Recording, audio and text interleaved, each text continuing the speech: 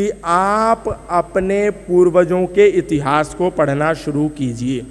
हमने अपने पूर्वजों को इतिहास को नहीं पढ़ा और क्या गाया अपने मंदिरों में, छलिया का भेष बनाया और शाम चूड़ी बेचने आया।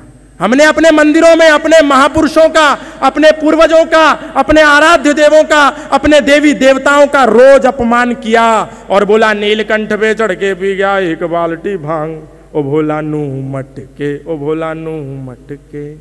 क्यों?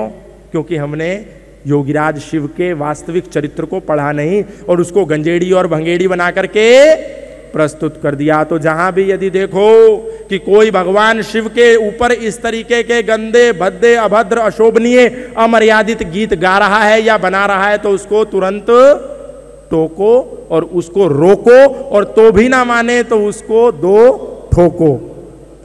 पहला बिंदु राम राज्य बनाने के लिए अपने पूर्वजों के इतिहास को पढ़ो और सच्चे इतिहास को पढ़ो। राम कोई मदारी नहीं थे, कृष्ण कोई नाचने वाले छलिया रसिया चोर डाकू डकैत नहीं थे, और भगवान शिव कोई गंजेड़ी भंगेड़ी नहीं थे।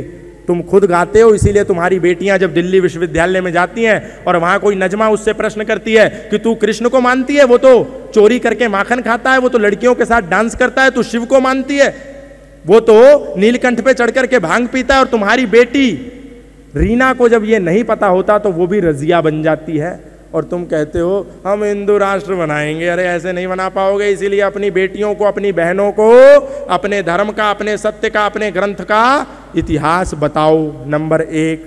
दूसरी बात, तुम सभी सनातन धर्मी, apart from being Jat, apart from being Marathi, apart from being Bengali, apart from being of any बिरादरी, सब सनातन धर्म के ध्वज के नीचे आ जाओ। कोई ऊंचा नहीं है, कोई नीचा नहीं है, कोई छोटा नहीं है, कोई बड़ा नहीं है। सब गुण, कर्म और स्वभाव के आधार पर अपने अपने कार्यों को करते हैं। अरे देखो तो सही, अपने शत्रुओं से सीखो। जब इस्लाम की बात आती है, जब मोहम्मद साहब की बात आती है, जब अल्लाह ताला की बात आती है, जब कुरान की बात आती है, तो दुनिया के किसी भी कोने में जो मुसलमान बैठा होता है वो एक हो जाता है, एक हरे चांद सितारे वाले झंडे के नीचे आ जाता है।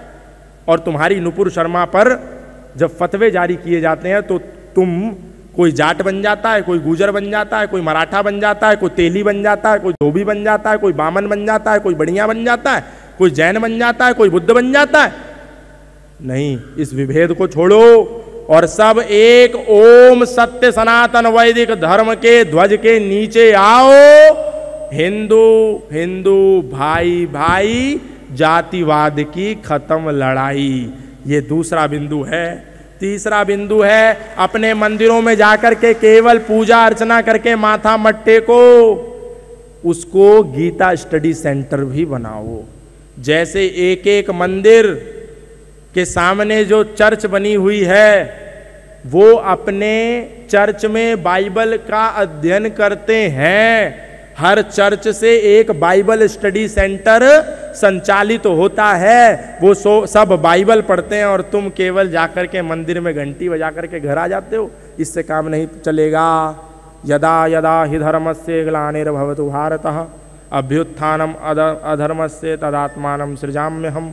इस भगवत गीता के उपदेश को अपने मंदिरों में पढ़ो और आपस में बैठ करके चर्चा परिचर्चा करो। कोई तुम्हारे धर्म पर आघात कर रहा है तो उसका मंथन मनन चिंतन करो और फिर उस पर एक्शन भी करो। ये हर व्यक्ति, एक एक आदमी कर सकता है कि नहीं कर सकता? क्या हम लोग भगवत गीता को कब तक लाल कपड़े में लपेट के रखेंगे? नहीं, उसको पढ़िए। अगला जो बिंदु है वो बिंदु है, तुम्हारे धर्म में, तुम्हारी संस्कृति में अनेक मंदिर हैं, चप्पे चप्पे पर मंदिर बने हुए हैं। तो तुम्हें अपना राहु केतु भूत पिशाच जिन्न डाकनी शाकनी उतरवाने के लिए किसी भी पीर की कब्र पर, किसी भी मजार पे, किसी भी आतंकवादी के मकबरे पर जाकर के माथा टेकने की जरूरत नहीं। अरे वो तुम्हारे मंदिर में आते नहीं, और मंदिर तो बहुत दूर की बात है, वो तो भारत माता की जय भी नहीं बोलते, और तुम जाकर के उनके कब्रों पर माथा टेकते हो। अरे दादू ने एक बात कही, कम से कम अपने पूर्वजों को पढ़ लेते। दादू ने कहा, दादू दुनिया बावरी कब्रे पूजे ऊत, और जिनको कीड़े खा गए उनसे मांगे पूत। मैं मांगलिक हूँ, मुल्ला जी मेरे पे ऐसा झाड़ा लगाओ कि मांगलिक दोष मुझसे हट जाए और मेरा शादी हो जाए, मुझे कोई छोरी नहीं मिल रही। बंद करो, ये कर्म करो।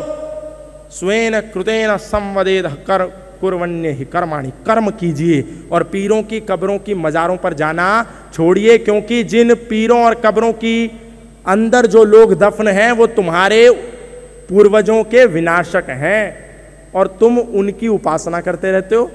अपने विनाशकों की भला कोई उपासना करने वाली कौम इस धरती में सम्मानित होती है?